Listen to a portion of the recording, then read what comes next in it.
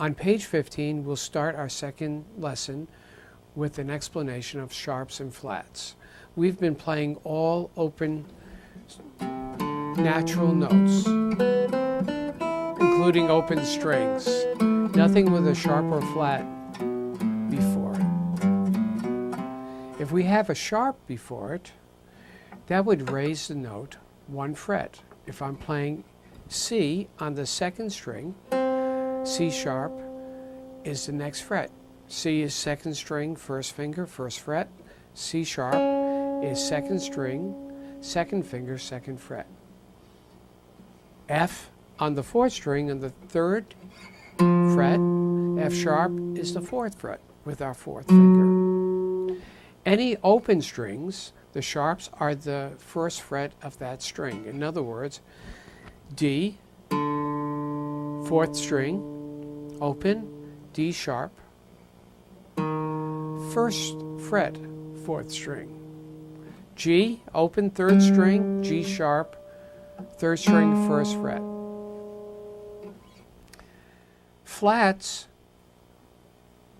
move the note 1 fret lower, or 1 fret before what you would play that natural note. D on the third fret, second string, would be, D flat would be second fret. G, third fret, first string, G flat, second fret, first string. If you are going to flat any of the open strings, E, first string, E flat is the next string, the second string, fourth fret. If I were to play G, open, G flat is the next string, fourth fret. D, D flat, next string, fourth fret. A flat, fourth fret of the sixth string. The only open string that's different is B. The second string open, B flat is the third string, third fret. Okay, so E flat, B flat, G flat, D flat, A flat. So now look at the first line on page 15. I'll play it for you and look at my fingers, and then you should be practicing this. Right now I will do this without a metronome, so you can just concentrate on where the fingers are. But I'll count off a tempo. 1, 2, 3, 4. G, G sharp, A sharp, B, 2, 3, 4. B flat, that third. A flat, G, 2, 3, 4. Our next line, as it says in the book, when a sharp or a flat appears in the key signature, that is right in between the clef sign and the time signature, this sharp or flat is used throughout the entire piece. If you notice, we have a flat on B, so every B would be flatted in this example. I'll demonstrate. 1, 2, 3, 4. 1, 2. B flat, C, B flat, B flat, B flat. 2, 3, 4. I'll read exactly what it says next because it really explains it well. When a sharp or flat that is not in the key signature appears in the piece, it is called an accidental and is used only for the remainder of that one measure. The next bar line cancels it out. So if you look at that next example, we have C, B, A flat. Then the next measure, the third note we have is A. It's A natural because it's outside that bar measure. So 1, 2, 3, 4.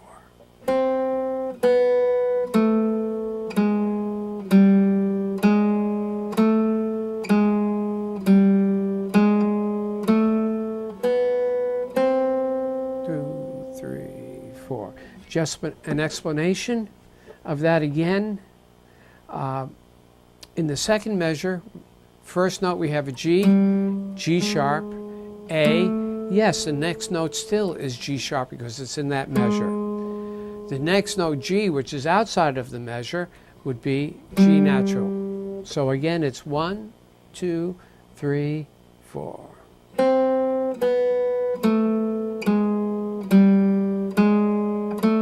G sharp. 2, 3, 4. The natural sign is used to cancel out accidentals within the same measure. It is also used as a reminder that the bar line has canceled the accidental. So if we look at that first measure in the next line, G, G sharp, A, the only way to play G natural in that measure is to have a natural sign on the G. The next measure, A sharp, B, G. It's not G sharp because that sharp was in the previous measure. Now we have an A natural, the next measure, as our first note. We don't need to put that natural sign there, but it's a good reminder. And if you notice, the reminders are always in parentheses. So it's A sharp, B, E. So that goes like this. 1, 2, 3, 4. A sharp, G natural. 2, 3, 4. When a natural sign is used to cancel a sharp or flat in the key signature, the cancellation is good only for the remainder of that measure.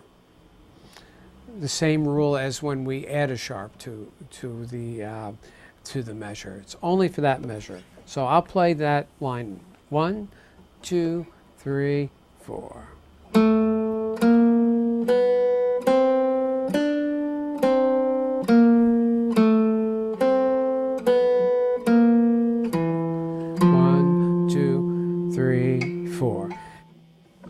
That line, we're supposed to have B flats throughout the whole piece.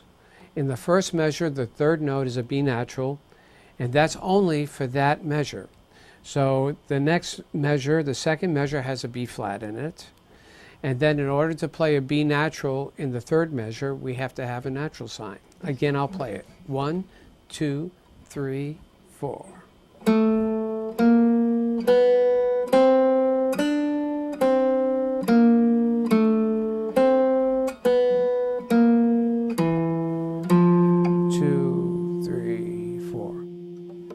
It's important to look at my fingering with this because of the placement of the flats, especially the note B flat. Remember, it is on the third string, third finger.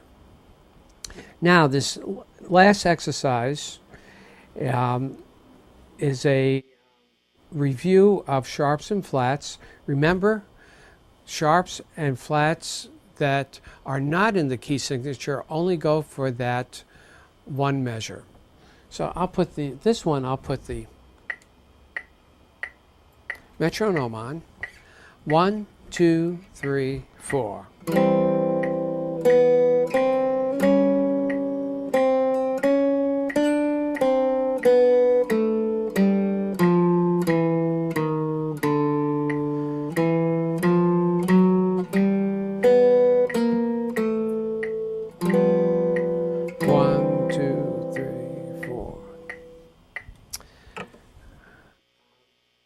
We have C sharp in the second measure. We need to play C natural on the third beat. We need a natural sign. In the third measure, we have a C. We don't need a natural sign for that. Okay, and same thing goes for the E flat, the last note on the first line. And playing E natural happens naturally in the first measure of the second line, and so forth. Our next, we have a page. On page 16, we have a duet. Again, we'll go through the same procedure that we have been going through before. Here we go again. Duet, first guitar part. 1, 2, 3, 4.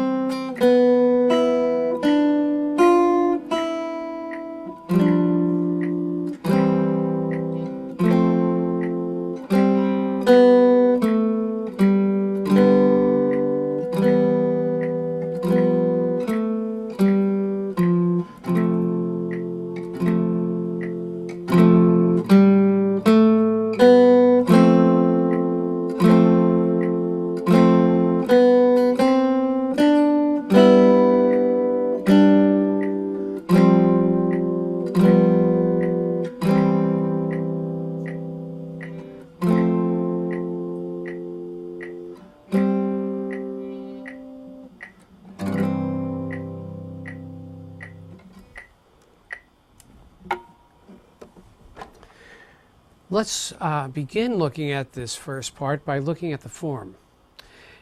Even if you're not looking at the form, you could hear the differences in different sections of the piece. We have, and that lasts 8 measures, and then it repeats again. So it's like an A part and another A part. Then on the 4th line, 3rd measure, we start hearing something different.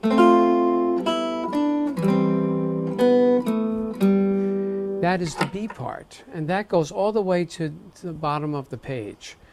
And if we're listening again, we're going to hear the repeating of the theme. And that is, again, a repetition of our A part, but we have an ending in the last 4 measures, so it's a little different. So when you're looking at this piece, it's not as, how should I say, important that you think that everything is different from one thing to another. These themes repeat, and you can practice each theme, and it helps you with the next 8 measures. And you can start hearing the theme. Let's talk about playing this. A couple of things that are new here. One is on the 3rd measure of the 2nd line. We have on the 3rd beat 2 notes. The lowest note that are supposed to be played together, the lowest note is a G, and the highest note is an F. The G is on the 6th string, and the F is on the 4th string. So what happens to the 5th string? We have to mute it because we're using a pick. We're not going to be playing it like, if we do that, we're going to be hearing the 5th string, A. So what we do is lower our 3rd finger a little so that it's touching and muting the 5th string. Instead of, we're supposed to be hearing 2 notes. Let's see, all these chords are fairly repetitive from what we've been playing, except another chord on the 4th line, last measure. We have the note G, half note, 2 beats, and then we have B, F, and G playing together. And the best way to play these chords again with the right hand is to have the rest stroke. If you have the rest stroke happening, like I'm resting on the 3rd string, you will hear that melody note, G, louder than the rest of this other. Instead of you're hearing. We have some expression marks here, and it's the first time you're seeing on the second line, page 17, you have this coming out. That means get louder. That's called a crescendo. Crescendo means that you're playing at a normal, we're playing at our normal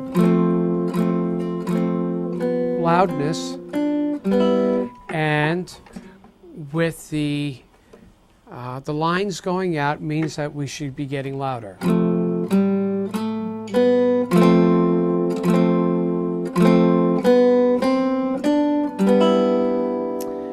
And then on the last line, we have the opposite of that, meaning softer.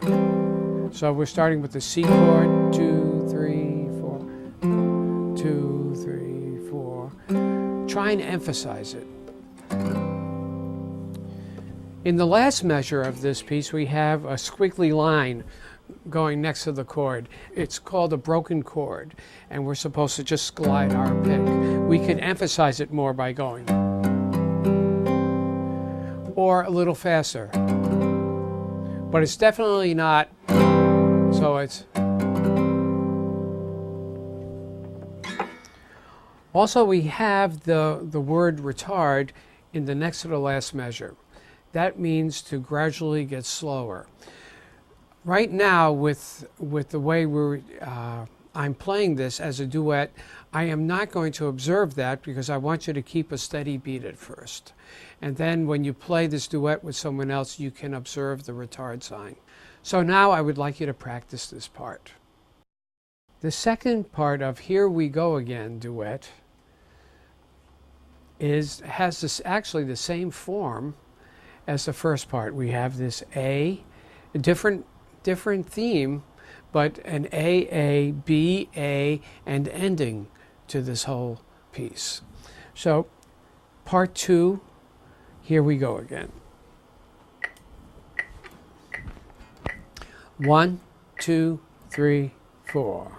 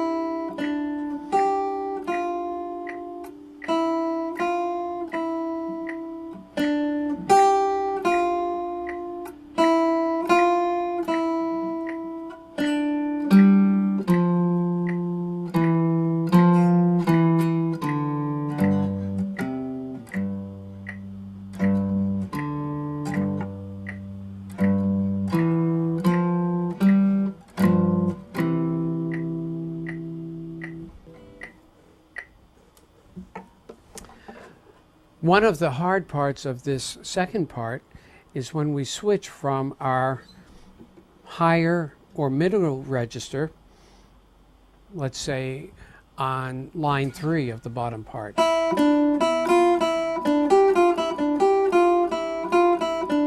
And then right from there in the second measure of the fourth line, we're jumping down to low C.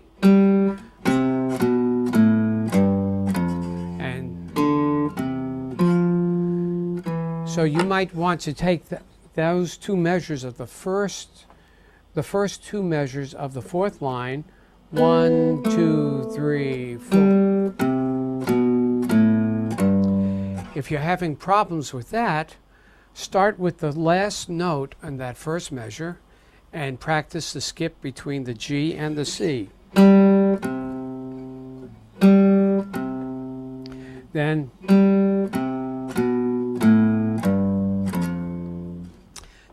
both measures. The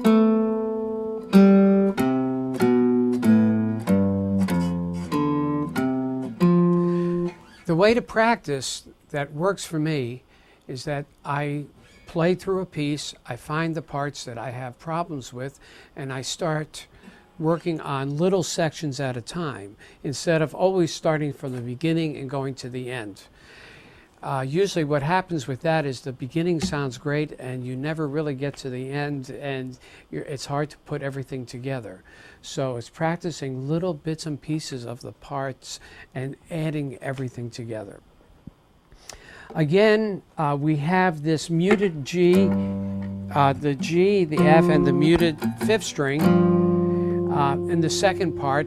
In order to play that, we have to mute the fifth string. And as in the first part, we have to go from this to C and E.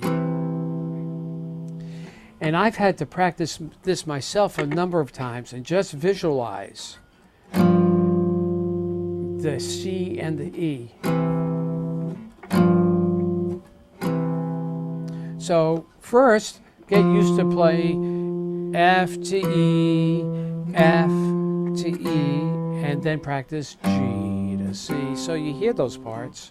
Visualize going to the C and E. The other part that's hard about this is that it's just one beat. We're going 1, 2, 3, 4, 1. Practice half notes. 1, 2, 3, 4. 1, 2, 3, 4. Quarter notes. 1, 2.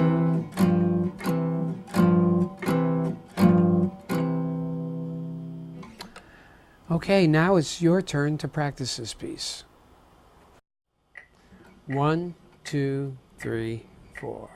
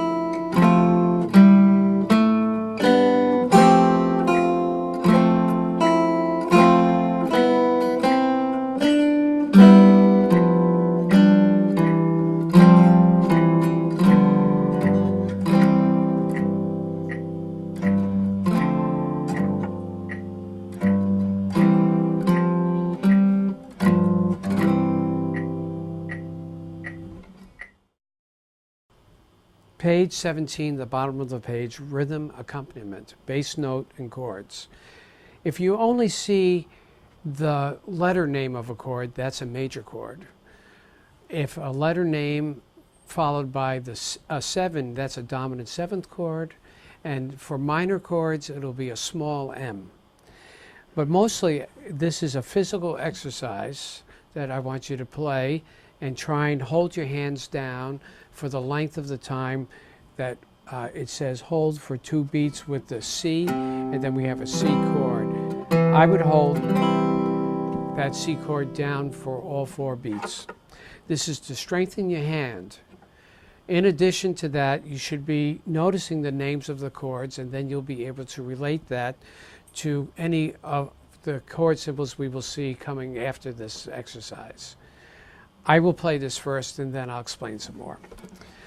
1, 2, 3, 4.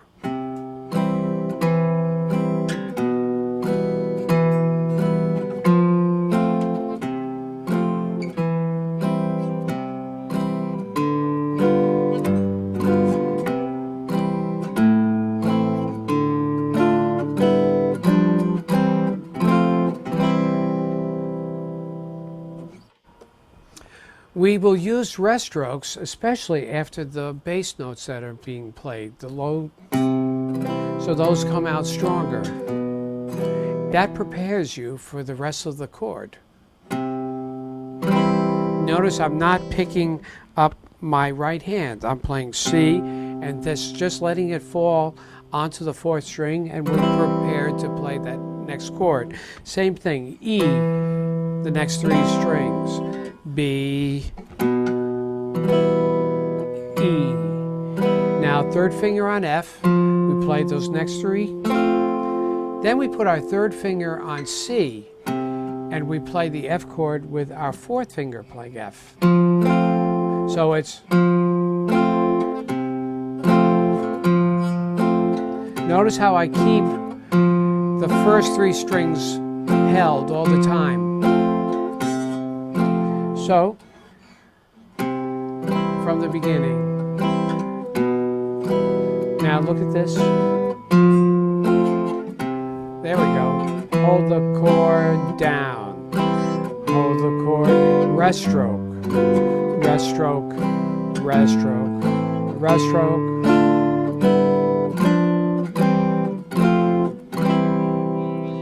To me, the hardest part of this is the last 2 measures where you have 1 beat for each chord. After the note D, then you have to prepare.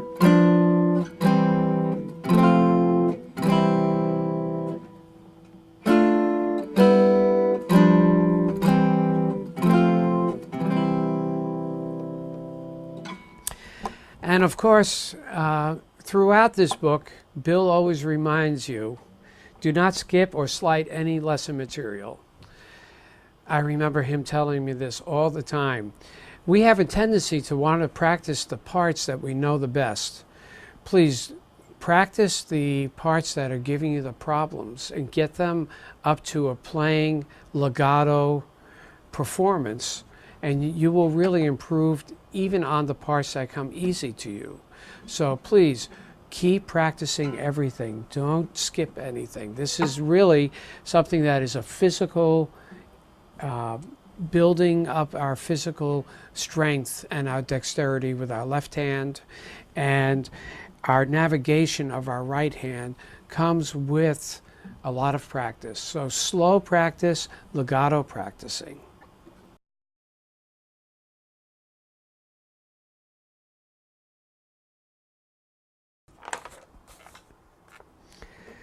Page 18, we start with 8th notes and playing 8th notes. If you remember, at the beginning of the book, we had at the bottom of the page, we talked about whole notes, half notes, quarter notes, and 8th notes. This is really the first time that we'll be playing 8th notes. 8th notes are worth a half a beat.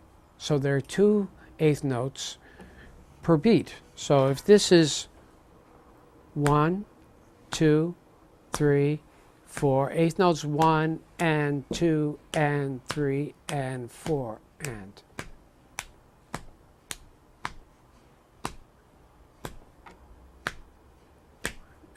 2 and 3 and 4 and.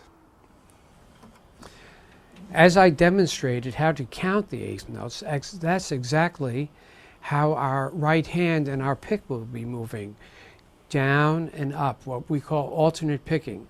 If you look at the page 18 at the top, it says, it shows the symbols for pick going downward. It's like going like this, and the V coming up, pick going upward. And I would call that alternate picking. And I would play eighth notes right now, practice all our eighth notes with alternate picking. You can practice starting playing eighth notes without even looking at the book by taking the scale that you know, the C scale. Let's play it from C to C. Remember the name of that exercise, C to C? And we're going to play 4 eighth notes for each note. 1, 2, and 3, and 4, and. Down, up, down, up, down, up, down, up, down, up, down, up, down, up.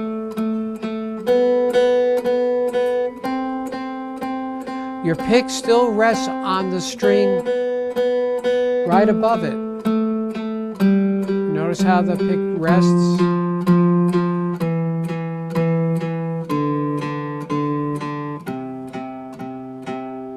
Okay. Another way to start practicing eighth notes is not only to repeat the note, but start switching the notes every eighth note, like this.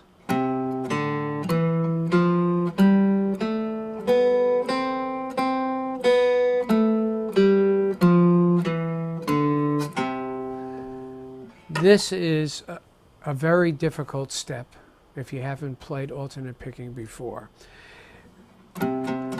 It's fairly easy because you always know where your right hand is and repeating the note for eighth notes, but to switch each note is a big jump from that.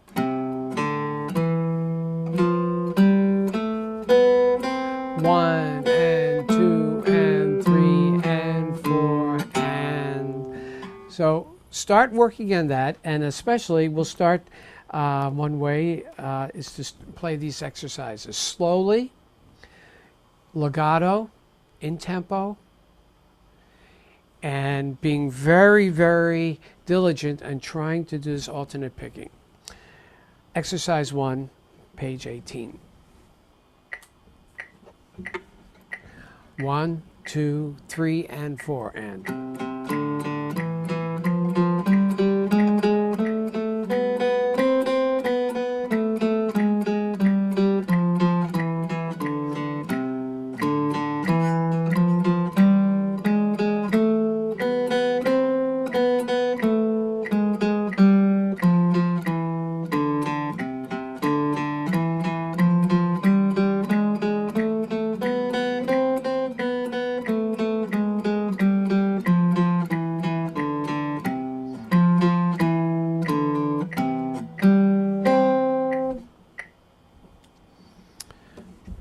Sometimes when students are practicing eighth notes, they don't have problems with the eighth notes, they have problems with the quarter notes and keeping that as one full beat. So let's say we're on the second line, second measure of this exercise 1, it goes. Please give your quarter notes a full beat.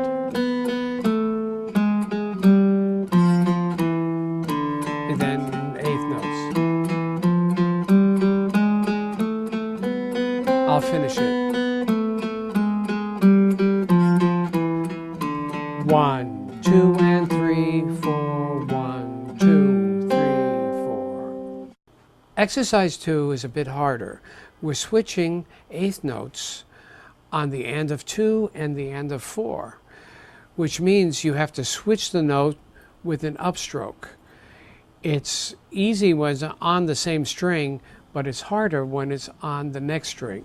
As in the first measure, we have C, D should be an upstroke. Not that, how should I say, emphasize.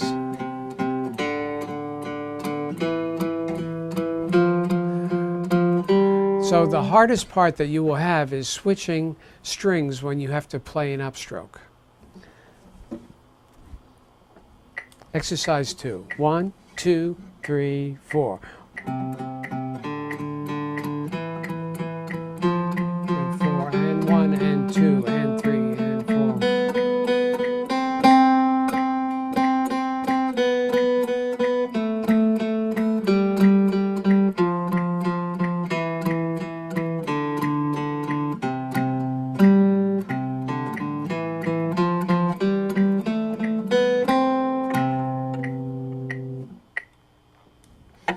If you notice, in the last note of this exercise, there's a sign over the note, and that's called a fermata. That means to hold. Actually, hold beyond its normal duration. So that is a quarter note. You can hold it for a half note. You can hold it for 3 beats. But its main thing is to hold it longer than what it would usually get. So.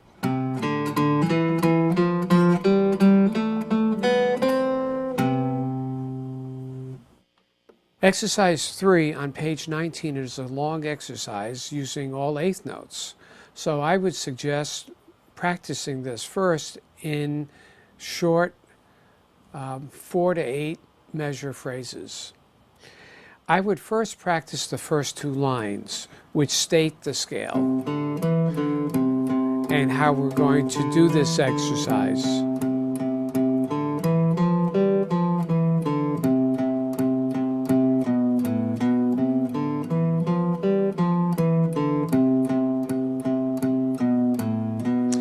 Each line after that starts on a different scale note using that same type of pattern. The third line starts with C. The fourth line starts on D.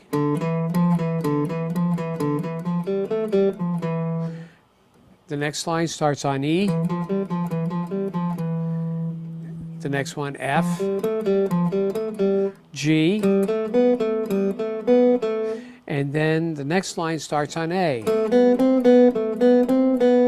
And then the last 2 lines go. It stays.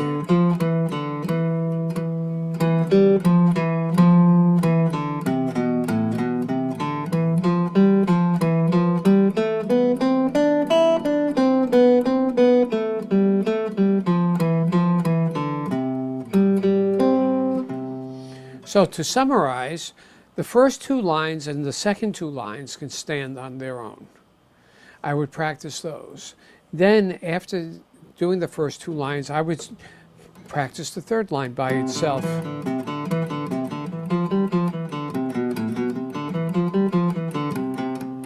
I'm going through it quickly, so it's not taking as much time.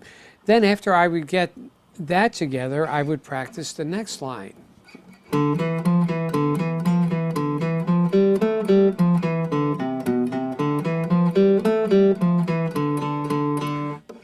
And so on. The main thing is to build up strength in the left hand, build coordination between both hands, and getting used to playing alternate picking. So let's play this fairly slowly. I will play this all the way through.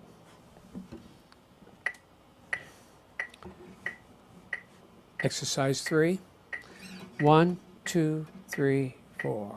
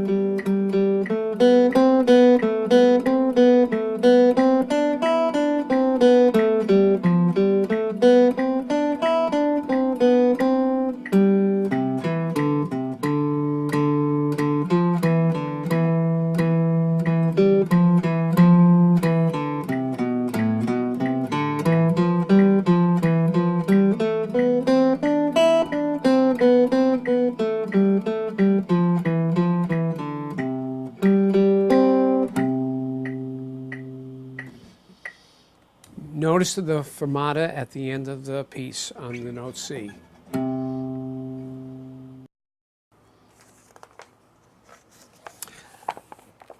The next page, on page 20, is where we play our first duet with eighth notes incorporated. Here's part 1.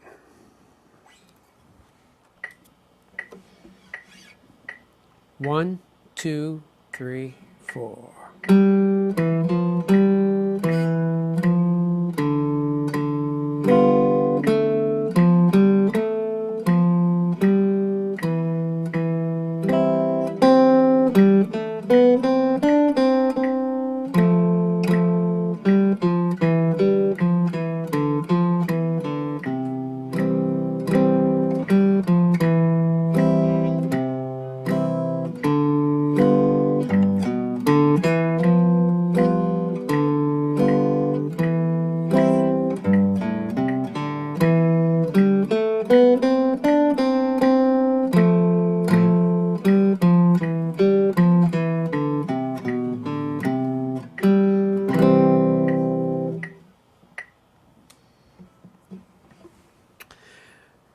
There are a number of things you have to watch out here for. One is timing, making sure you give the eighth notes the correct amount of beats, and also the quarter notes.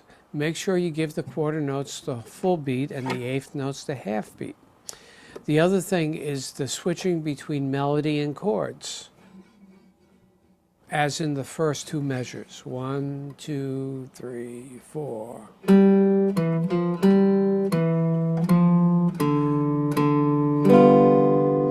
That's a G7 chord, and I'm holding the note F, but after I play the D, again I'm doing a rest stroke and just playing the chord right after it, making it smoothly. Go back to the C chord.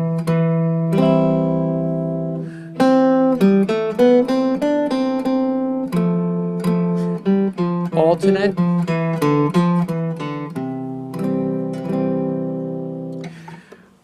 On the third line, the first two measures, we have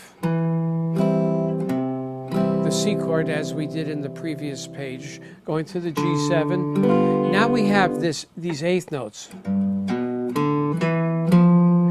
G, B, D, E, F.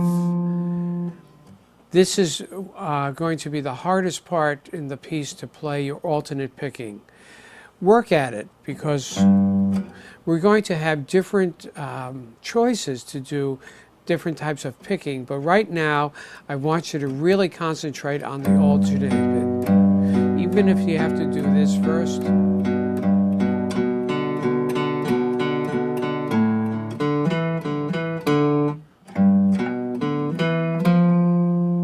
So that third line goes like this.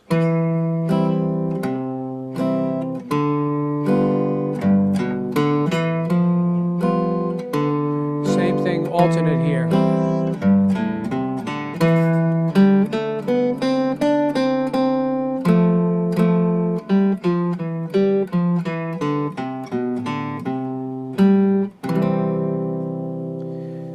And the word below that C chord is fine, not fine. Fine meaning ending. Also, you might notice this is in two different parts. We have an A section that plays for the first two lines, and then we have more of a background in the last two lines.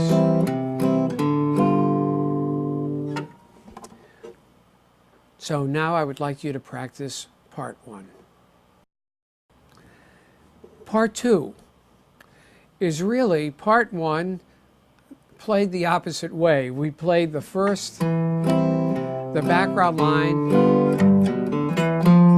in our first A part, and then we played the melody that we hear at the beginning from part 1, the last 8 measures. So really there isn't really anything new in the second part. Part 2.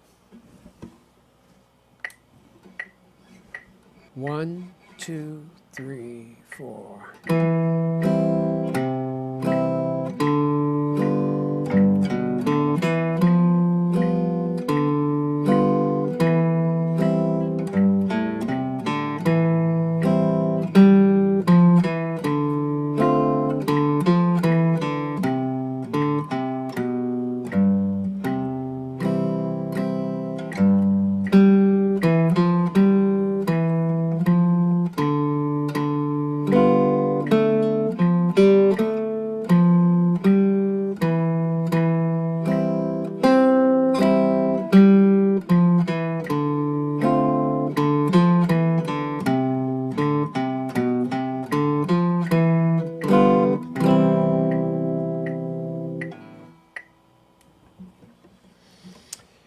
In the last line, there is a variation of the melody in the bottom part, but it's all basically the same. We're in the key of C using eighth notes and chords.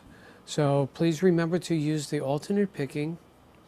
Play it slowly, keep everything in time, and play it with legato phrasing, long phrasing.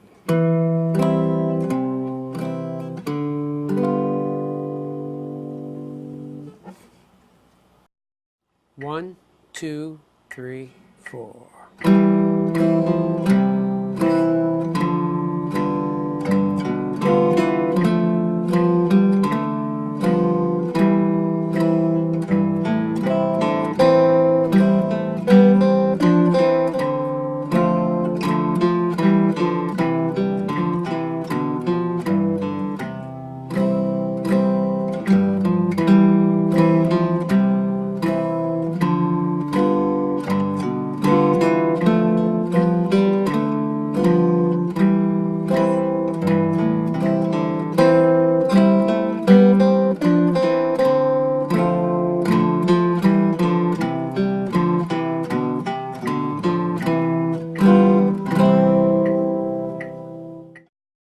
Page 21, rests, tied notes, dotted notes. A rest is a period of silence. It is as much a part of the music as playing a note. Sometimes it is harder to keep your place in playing a rest than it is in playing notes. And we'll come to that when we play some duets using rests. On the top of the page, it has listed the common time value of rests. There's a whole note rest, a half note rest, quarter note rest, eighth note rest. Also, it's known as an eighth rest, a quarter rest, a half rest, and a whole rest. As a whole note gets 4 beats, a whole rest is a rest of 4 beats. Same thing goes, half note, 2 beats, half rest, 2 beats, quarter note, 1 beat, eighth note, half a beat. So notice what they look like. Notice that the whole rest is hanging from the line, and the half rest is laying on top of a line. Next, tied notes. I'll read this because it's said very well. When 2 tied notes are tied together with a curved line, only the first is picked. The second note is merely held and counted. What you're doing is adding the amount of beats a note should be getting. So in that exercise, here we have C, a whole note, tied to a quarter note, C.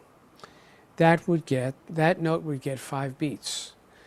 The G in the third measure gets 2 beats plus the 1 beat that it's tied to in the last measure. When counting, I would always count in the numbers that correspond to the number of beats there are in the measure. In other words, when I'm playing the C, I'm not going to be going 1, 2, 3, 4, 5.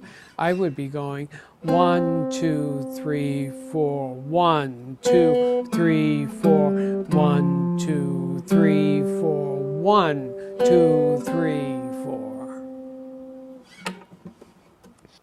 Dotted notes. A dot placed after a note increases the time value of that note by 1/2. In other words, if you have a dotted half note, the value of that note is 2 plus 1, 3 beats. You really don't have to figure this out after a while. You just know that a dotted half note gets 3 beats. A dotted quarter note gets 1.5 beats. So let's look at the exercise right under the dotted note. And it's played like this. 1, 2, 3, 4. 1, 2, 3, 4. 1, 2, 3, 4. 1, 2, and 3, 4. 1, 2, 3, 4. And if you look at the line right below that, that is an example of how that first line is played with tied notes.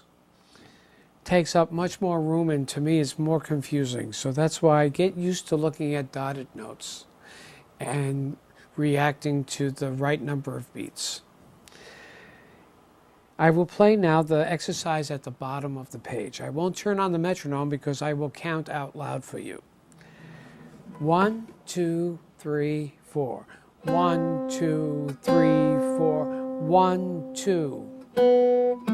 1, 2, 3, 4. 1. 1, 2, 3, 4. 1, 2, 3, 4. 1, 2, 3, 4. 1, 2, and 3, 4. 1, 2, 3, 4. 1, 2, and 3, 4. 1, 2, 3, 4. 1, 2, 3, 4.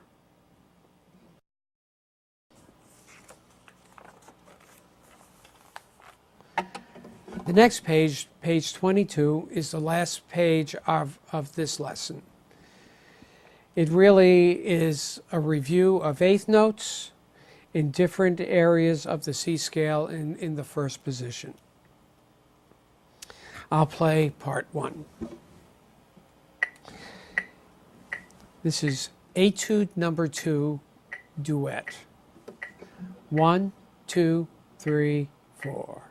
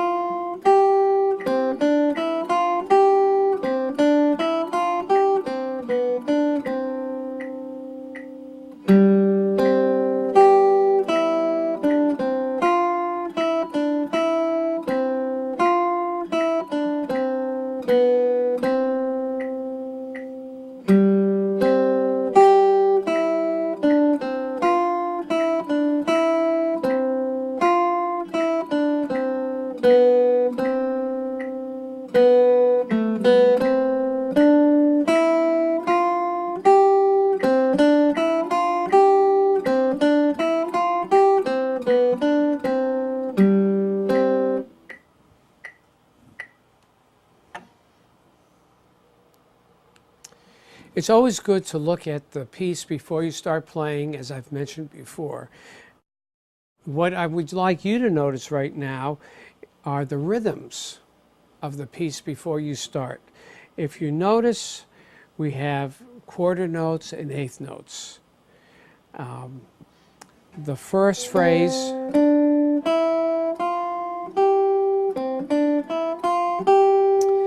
and that phrase is developed for 8 measures.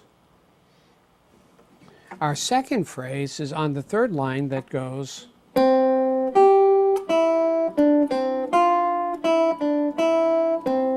and that's developed for the next 8 measures, and then we have the restatement of the theme in the last 4 measures. The other thing that I would notice in this, when I'm looking at it, is that in the first 8 measures, we mostly go stepwise. In other words, no skip notes. C, D, E, F, G, and then consecutive eighth notes that are next to each other. In the next 8 measures, we have more of a melody that skips around.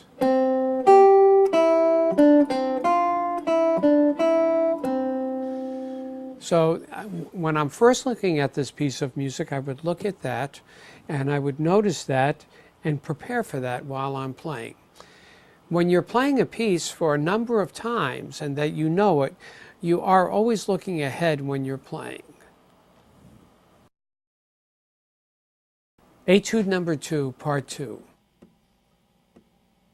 When you're looking at part 2, you might say, I start off very easy. I have 3 measures of rest and 1 beat rest all at the beginning. I don't have to play anything. I can just relax. Well, this is the time you have to concentrate the most. This is when you have to count and know where the beats are, know exactly where 1, 2, 3, 4 are. Keep a steady count and come in strong when you play.